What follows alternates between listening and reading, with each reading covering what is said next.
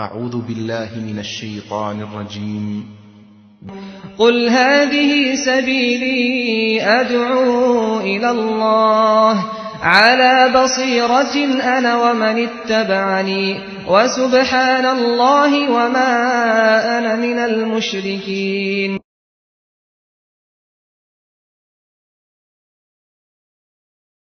إن الحمد لله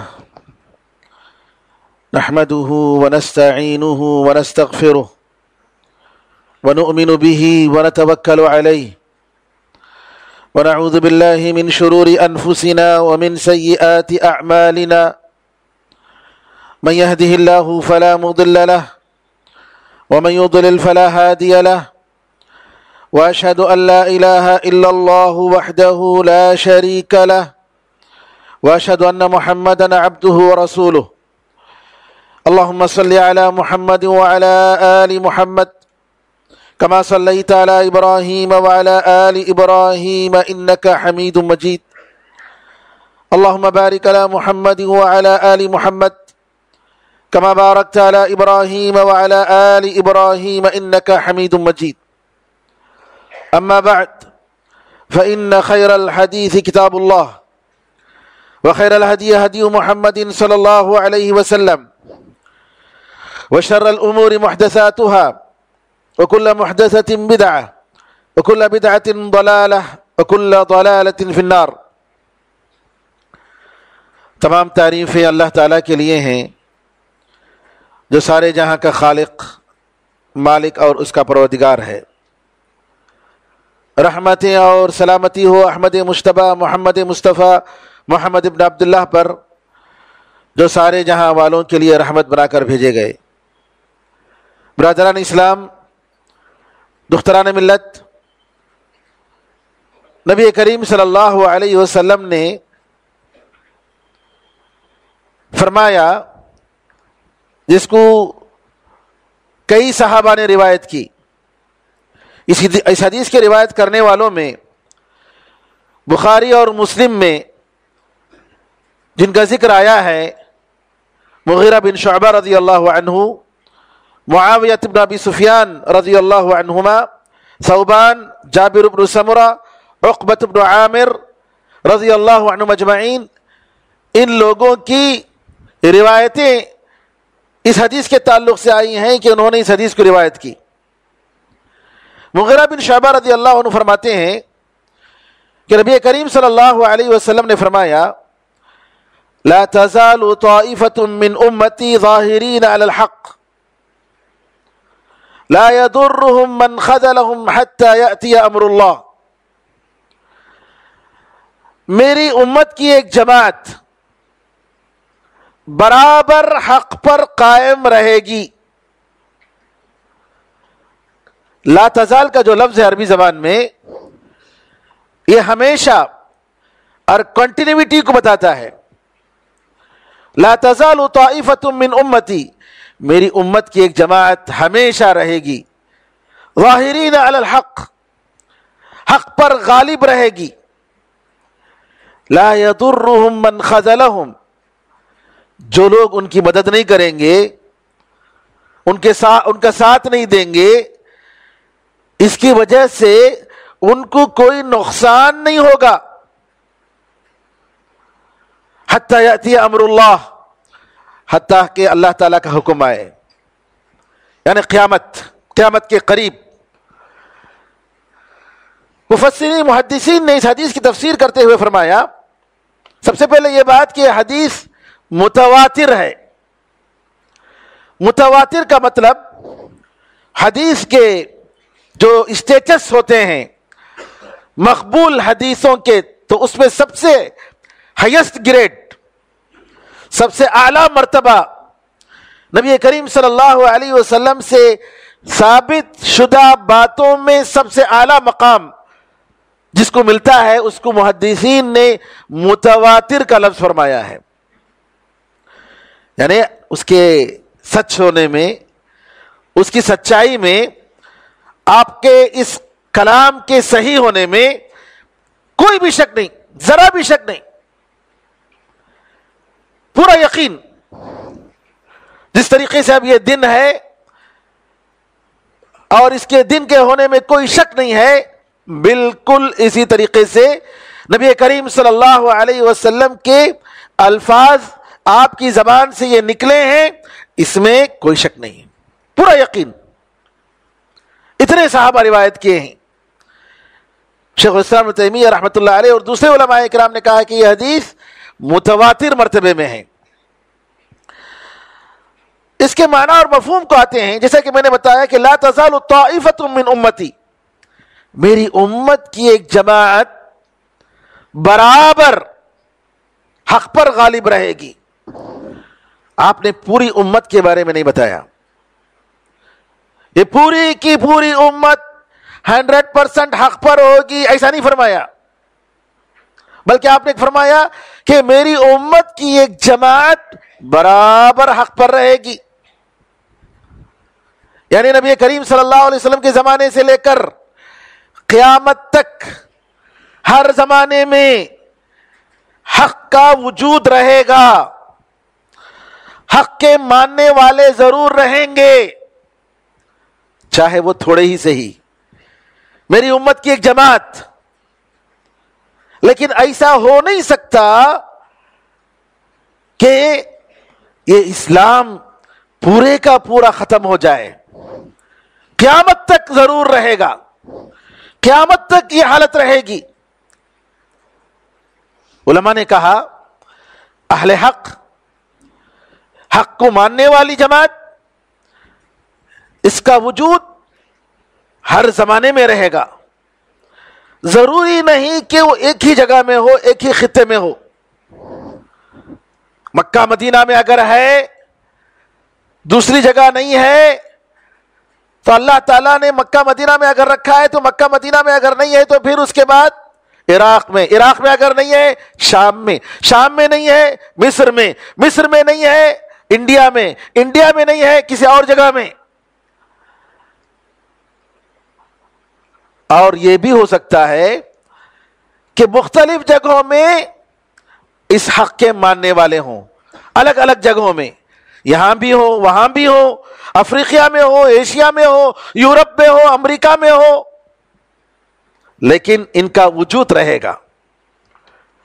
ایسا نہیں ہوگا کہ حق کا وجود ختم ہو جائے اور حق کے ماننے والے 100% ختم ہو جائیں، یہ ناممکن سی بات ہے۔ اس سے معلوم ہوتا ہے جن مفکرین نے یہ کہا خلافت راشدہ کے بعد، خلفائے راشدین کے زمانے کے بعد مسلمان جاہلیت کی طرف پلٹ گئے، جاہلیت کی طرف پلٹ گئے اور اسلام ختم ہو گیا، یہ بات بالکل غلط ہے، یہ بات بالکل غلط، کیونکہ یہ اسلام قیامت تک رہے گا۔ یہ کہنا کہ سارے کے سارے مسلمان نعوذ باللہ جاہلیت کی طرف چلے گئے، یا انہوں نے نعوذ باللہ جیسا کہ آج دہشت گرد لوگ کہتے ہیں، اور یہ کہ مسلمان جو ہے آج مسلمان نہیں ہے سوائے ان کے ماننے والے، نعوذ باللہ یہ غلط بات ہے۔ بہت ساری جماعتیں ایسی ہیں جو صرف اپنے آپ کو مسلمان سمجھتی ہیں اور دوسروں کو اسلام سے باہر۔ بڑا فرق ہے اس بات میں کہ اپنے آپ کو صرف مسلمان کہیں، دوسروں کو اسلام سے نکال دیں، اور دوسری بات کہ 100% حق ایک جماعت کے پاس رہے۔ اس کا مطلب یہ نہیں کہ دوسری ساری جماعتیں مرتد ہو گئیں، نعوذ باللہ، نہیں، یا دوسری ساری جماعتیں اسلام سے نکل گئیں۔ یہاں نبی کریم صلی اللہ علیہ وسلم یہ فرماتے ہیں میری امت کی ایک جماعت حق پر غالب رہے گی، چاہے مدد کرنے والے کریں یا نہ کریں، کوئی اس کو ان کو نقصان نہیں پہنچے گا، وہ برابر حق پر رہیں گے، ان کو بولنے والے جو بھی بولیں حق پر قائم رہیں گے، ایک جماعت ضرور رہے گی۔ نبی کریم صلی اللہ علیہ وسلم کا یہ جملہ، جیسا کہ میں نے کہا دوسری حدیث میں اس کی تفسیر آتی ہے، آپ نے فرمایا کہ یہودی 71 فرقوں میں 70 پر ایک فرقوں میں بڑھ گئے، عیسائی کرسچن 70 پر 2 فرقوں میں بڑھ گئے اور میری امت 70 پر 3 فرقوں میں بڑھ جائے گی. سب کے سب دوزخ میں جائیں گے سوائے ایک کے. صحابہ نے کہا وہ کون ہے؟ جو آج میں اور میرے صحابہ جس راستے پر ہیں اس راستے پر ہوں گے وہی لوگ ہوں گے. اس کا مطلب یہ نہیں کہ سب کے سب لوگ دوزخ میں ہمیشہ رہیں گے، نہیں. اس کا مطلب یہ ہے ان کے عقیدے میں بگاڑ کی وجہ سے یہ لوگ دوزخ میں جانے کے مستحق ہیں. اور عقیدے کا بگاڑ کچھ ایسا بگاڑ ہے جس کی وجہ سے انسان بدعتی بنتا ہے یا نعوذ باللہ کافر بھی بن جاتا ہے. لیکن سب کو کافر نہیں کہا گیا. طائفۃ میں یہاں کہا گیا تفترق امتی، میری امت، یعنی امت میں وہ داخل ہیں. امت میں داخل ہونے کا مطلب یہ ہے کہ وہ مسلمان ہیں، اسلام سے باہر نہیں ہے. ہاں، جس کا عقیدہ کفریہ عقیدہ ہو، شرکیہ عقیدہ ہو، شرک اور کفر کی بات اس سے لازم آتی ہو، غیر اللہ سے مدد مانگنا، جو اللہ سے مدد مانگنی ہے وہ غیر اللہ سے مدد مانگتا ہے، جو عبادتیں اللہ کے لیے خالص ہیں وہ غیر اللہ کے لیے کرتا ہے، تو نعوذ باللہ یہ شرک اور کفر کی بات ہے. یا اللہ کا مذاق اڑاتا ہے، دین کا مذاق اڑاتا ہے، دین کے کسی حکم کا مذاق اڑاتا ہے، یا اللہ کی کسی بات کو، نبی کریم صلی اللہ علیہ وسلم کی کسی بات کو ریجیکٹ کرتا ہے، قبول نہیں کرتا ہے. اس کی وجہ سے انسان دین سے نکل جاتا ہے. گرچہ وہ نماز پڑھے، لا الہ الا اللہ محمد رسول اللہ کہے، قرآن کریم کی تلاوت پڑھے، تہجد پڑھے. کیوں؟ کیونکہ ایمان کا جو تقاضا ہے کہ آدمی رسول اللہ کی بات اور اس کے رسول صلی اللہ علیہ وسلم کی بات کو مان لے، رد نہ کرے، ریجیکٹ نہ کرے، وہ چیز اس کے پاس نہیں ہے. وہ اللہ اور اس کے رسول صلی اللہ علیہ وسلم کی باتوں کو ریجیکٹ کرتا ہے. تو میرے بزرگوں، نبی کریم صلی اللہ علیہ وسلم کی یہ حدیث کہ سب کے سب دوزخ میں جائیں گے، کہ اس کا مطلب یہ نہیں کہ امت کے سارے فرقے دوزخ میں چلے جائیں گے، یہ مطلب نہیں ہے. اس کا مطلب یہ ہے کہ یہ لوگ دوزخ میں جائیں گے تب بھی ہمیشہ نہیں رہیں گے دوزخ میں. ان کے ایمان کی وجہ سے، ان کی توحید کی وجہ سے ضرور وہ دوزخ سے نکل کر جنت کو ضرور آئیں گے. جیسا کہ ایک مسلمان، ایک مومن، ایک موحد، ایک صحیح منہج والا، اگر اس کا عقیدہ صحیح ہے، اس کا منہج صحیح ہے، لیکن اس کے بعد اتنی گناہیں ہیں جن کی وجہ سے وہ دوزخ میں جانے کا مستحق بن گیا. ناجائز کسی کو قتل کیا، سود کھا رہا تھا، زنا کر رہا تھا، جتنی مختلف قسم کی سزائیں قرآن و حدیث میں آئی ہیں، یہ جرائم جس کی وجہ سے انسان دوزخ کا مستحق بنتا ہے، یہ سب کام اگر کر رہا تھا تو وہ دوزخ کا مستحق ہے. لیکن اس کا ایمان، اس کی توحید ایک نہ ایک دن ضرور اس کو دوزخ سے نکالے گی اور جنت تک پہنچائے گی، بشرطے کہ اس کے اندر توحید ہو، بشرطے کہ اس کے اندر ایمان ہو. اسی لیے ہم کسی بھی مسلمان کو کفر کا کام کرتے ہوئے دیکھ کر بھی کافر نہیں کہتے ہیں. وہ کرتا ہوگا کفر کا کام، شرک کا کام، لیکن ہو سکتا ہے اس کے پاس علم نہ ہو، کوئی عذر ہو، سمجھانے کی ضرورت. اس لیے ہم اہل سنت اور جماعت اپنوں کے ساتھ بھی غیروں کے ساتھ بھی سب سے زیادہ انصاف کرنے والے ہیں. وہ لوگ ہمارے پیچھے نماز نہیں پڑھتے، لیکن جب تک وہ مومن ہے ہم ان کے پیچھے نماز پڑھتے ہیں. ایسا واقعہ ہوا، کچھ اصحاب ثروت کسی میٹنگ میں جمع تھے،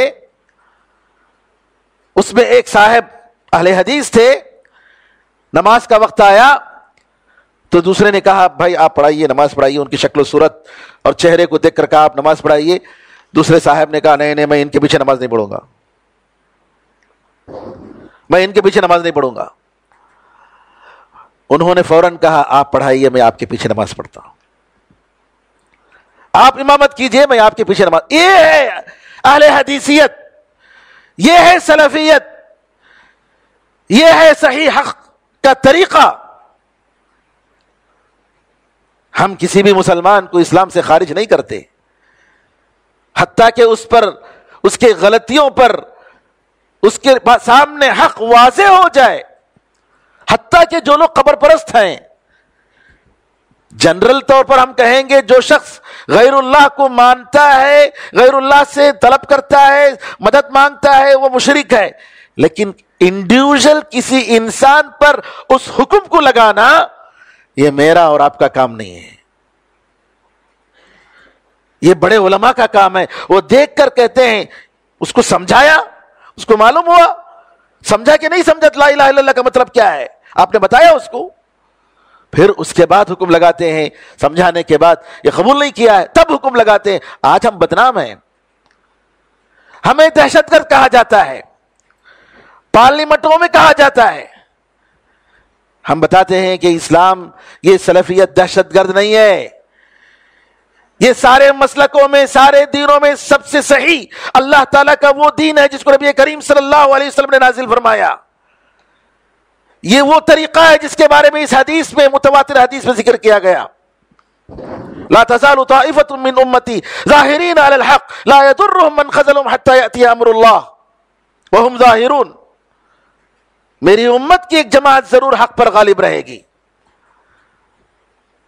اور لوگوں کا مدد نہ کرنا، لوگوں کا ان کو وہابی کہنا، لوگوں کا ان کو کیا کیا کہنا، کتنی باتیں، چھوٹی جماعت، تونڈا، نعوذ باللہ، کتنی غلط باتیں، کوئی پرواہ نہیں. شیخ عبد القادر جیلانی رحمۃ اللہ علیہ نے غنیۃ الطالبین میں ذکر کیا کہ یہ لوگ ہمیں کیا کیا نام دیتے ہیں، اور ہمارا ایک ہی نام ہے اہل الحدیث، شیخ عبد القادر جیلانی رحمۃ اللہ علیہ، جن کے نام کا فاتحہ یہ دلاتے ہیں، اور جن کو یہ لوگ کیا کیا کہتے ہیں. ان کی کتاب میں غنیۃ الطالبین میں اس کا ذکر ہے. میرے بھائیوں، میں اپنی طرف سے نہیں بتا رہا ہوں، شیخ عبد القادر جیلانی کی طرف جائیے، ان کا کلام. اور یہ کلام ان کا نہیں ہے، ان سے پہلے امام احمد رحمۃ اللہ علیہ، بڑے بڑے محدثین نے کہا ہے، جیسا کہ ہم بتائیں گے. تو یہ بتانا چاہ رہا تھا میں، لا تزال طائفة من امتی، میری امت کی ایک جماعت برابر حق پر قائم رہے گی، ہمیشہ حق پر قائم رہے گی. لوگ ان کو ٹیررسٹ کہیں، لوگ ان کو دشمن کہیں، ملک دشمن کہیں، لوگ ان کو کچھ بھی کہہ لیں، فرق نہیں پڑے گا، حق ہے. اگر ہمارے طریقے میں کوئی غلط بات ہے تو بتاؤ، کیونکہ ہمارے پاس قرآن اور حدیث کے علاوہ کوئی تیسری چیز نہیں ہے. دوسرے لوگوں نے اپنا خاص طریقہ بتایا. کتنے طریقے بنائے؟ تصوف کے لیے 4 طریقے، بلکہ اس سے زیادہ طریقے. اس کے بغیر کوئی آدمی صوفی بن نہیں سکتا. یہ طریقے کہاں تھے نبی کریم صاحب کے زمانے میں؟ یہ جو جماعتیں آئی ہیں آج، جو اپنے آپ کو حق سم کہہ رہی ہیں، کوئی بتا دے کہ ان جماعتوں کے پاس جو خصوصیتیں ہیں وہ خصوصیتیں قرآن و حدیث میں اس کا موجود ہے؟ آج بڑی آسانی سے ان کے عقل میں اگر کوئی بات نہیں آتی ہے تو حدیث کو ٹھکرا دیتے ہیں، قرآن کریم کی آیتوں کا معنی بدل دیتے ہیں. ہم نہیں، ہرگز نہیں. ہمارا بھی ایک دائرہ ہے، وہ دائرہ ہے صحابہ رضی اللہ عنہ اجمعین کا دائرہ. اس دائرے میں رہ کر ہم دین کو سوچنے کی، سمجھنے کی، اس کو انڈرسٹینڈ کرنے کی ہم سب کوشش کرتے ہیں. صحابہ کے دائرے سے ہم ہرگز نہیں نکلتے. کیوں؟ اس ایک جماعت کو نبی کریم صلی اللہ علیہ وسلم نے اور اللہ تعالیٰ نے اس کی گواہی دی کہ یہ سب کے سب حق پر ہیں، یہ سب کے سب جنت میں جائیں گے. ان کی شہادت دی. لا تزال طائفة من امتی ظاہرین علی الحق. علماء نے کہا لا يضرهم من خالفهم حتى يأتي امر اللہ. ان کو نقصان نہیں پہنچائے گا جو لوگ بھی ان کی مخالفت کریں گے یا ان کی مدد نہیں کریں گے، ان کو اس سے کوئی نقصان نہیں ہوگا. جیسا کہ بعض روایتوں میں آتا ہے لا يضرهم من خالفهم. اس کا مطلب یہ ہوا اختلاف ہوگا، امت میں اختلاف ہوگا. اور یہ کہنا کہ سب کے سب برحق ہیں، یہ بات غلط ہے. جن مسائل میں امت کے درمیان اختلاف ہوا، کیسا اختلاف؟ اختلاف تضاد. تضاد کا مطلب یہ ایک عمل ہے، آپ اس کو سنت کہتے ہیں، دوسرے اس کو بدعت کہتے ہیں. مثال کے طور پر نماز کے بعد اجتماعی دعا کرنا، امام صاحب ہاتھ اٹھا کر دعا کرتے ہیں، ہم لوگ کہتے ہیں کہ یہ سنت نہیں ہے، بدعت ہے، اور جو کرتے ہیں وہ لوگ سنت کہتے ہیں۔ ایسا نہیں ہو سکتا ہے کہ اللہ کے پاس دونوں صحیح ہو، دونوں حق ہو، یا تو وہ سنت ہے یا تو وہ بدعت ہے۔ اللہ کے پاس یہ بھی صحیح ہے وہ بھی صحیح ہے، ہرگز نہیں ہو سکتا۔ نبی کریم صلی اللہ علیہ وسلم کے زمانے سے اس کا ثبوت نہیں ملتا ہے۔ کوئی ایک صحیح واقعہ بتا دے کہ نبی کریم صلی اللہ علیہ وسلم نے نماز کے بعد ایک واقعہ ہی صحیح اجتماعی دعا کی ہو؟ نہیں۔ صحابہ نے جو روایت کی کہ نبی کریم صلی اللہ علیہ وسلم سلام پھیرنے کے بعد پلٹ کر بیٹھتے تھے اور سب سے پہلے استغفر اللہ استغفر اللہ استغفر اللہ، جیسا کہ مغیرہ بن شعبہ نے روایت کی، اور عبداللہ بن عباس کی روایت کے مطابق تکبیر اللہ اکبر، پھر اس کے بعد دعائیں اللہم انت السلام ومنک السلام تبارکت یا ذا الجلال والاکرام، انفرادی طور پر۔ جن مسائل میں اختلاف ہوا، میلاد النبی منانا سنت ہے کہ بدعت ہے؟ ایسا نہیں ہو سکتا کہ دونوں اللہ کے پاس صحیح ہو، یہ ماننے والے بھی صحیح ہیں اور وہ ماننے والے بھی صحیح ہیں، نہیں ہو سکتا ہے۔ یا تو اللہ کی نظر میں وہ سنت ہے یا وہ بدعت ہے۔ کہنے کا مطلب یہ ہے میرے بھائیوں کہ نبی کریم صلی اللہ علیہ وسلم کا یہ فرمانا لا يضرهم من خالفهم، مخالفت کرنے والے جو بھی مخالفت کریں ان کو کوئی نقصان نہیں ہوگا، حتی یأتی امر اللہ، حتیٰ کہ اللہ کا آرڈر آئے، اللہ کا حکم آئے۔ کیا مطلب؟ قیامت کے قریب، کیونکہ قیامت جو آئے گی وہ سب سے برے لوگوں پر آئے گی، ایک بھی ایمان والا نہیں ہوگا۔ قیامت سے پہلے اللہ تعالیٰ ایک ہوا کو بھیجے گا، اور اس ہوا کی وجہ سے، یعنی عیسیٰ علیہ السلام آنے کے بعد، دجال وغیرہ کے خاتمے کے بعد، دجال آئے گا، عیسیٰ علیہ السلام اس کو قتل کریں گے، پھر اس کے بعد عیسیٰ علیہ السلام کے زمانے میں یاجوج ماجوج آئیں گے، فتنہ فساد مچائیں گے۔ عیسیٰ علیہ السلام اور ان کے ساتھ جو مومن ہوں گے وہ ایک پہاڑ میں پناہ لیں گے، اور جب اللہ تعالیٰ یاجوج و ماجوج کو ختم کر دے گا تب عیسیٰ علیہ السلام پھر اتریں گے، مومنین رہیں گے، اور اسلام پوری طریقے سے پھیلے گا پوری دنیا میں، پوری دنیا میں۔ پھر اس کے بعد پھر ایسا وقت آئے گا، کفر اور شرک آئے گا، اور اللہ تعالیٰ سارے مومنوں کو ختم کر دے گا، سارے مومن ختم ہو جائیں گے اس ہوا کے ذریعے۔ جس کے دل میں بھی ایمان ہوگا اللہ اس کو ختم کر دے گا، اور ایسے لوگ رہیں گے جو اللہ کا نام لینے والا بھی نہیں رہیں گے، ایسے لوگ رہ جائیں گے، ایسے برے لوگوں پر قیامت آئے گی۔ تو حتی یأتی امر اللہ، حتیٰ کہ اللہ تعالیٰ کا حکم آئے۔ بعض روایتوں میں آتا ہے،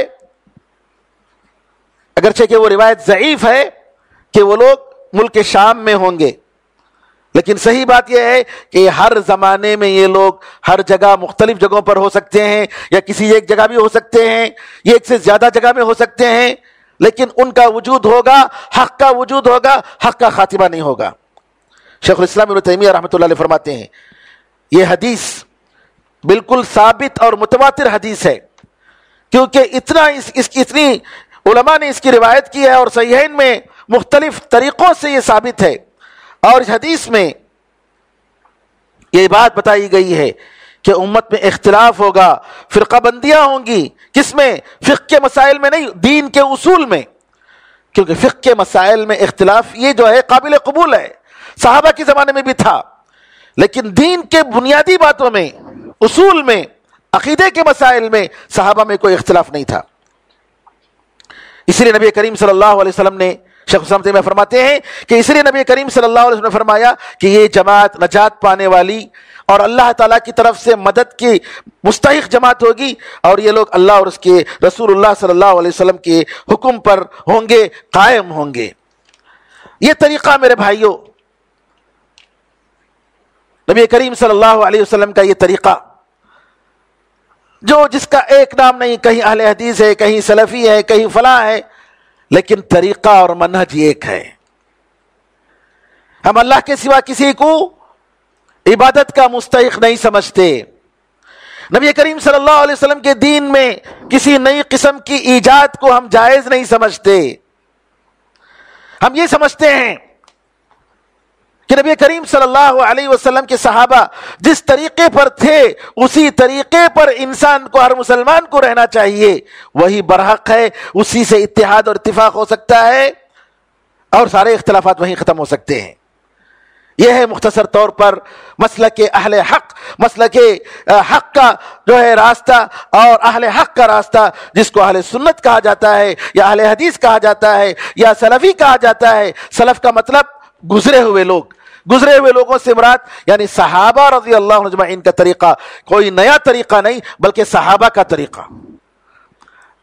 اس طریقے پر چل کر بے شک انسان دنیا اور آخرت کی کامیابی حاصل کر سکتا ہے، دنیا میں امن قائم ہو سکتا ہے، اور حقیقت میں اللہ کی رضامندی مل سکتی ہے. اللہ تعالیٰ سے دعا ہے کہ اللہ تعالیٰ ہمیں اور آپ کو اس راہ حق پر زندہ رکھے، اور اسی راہ حق پر اللہ تعالیٰ ہمیں موت عطا فرمائے.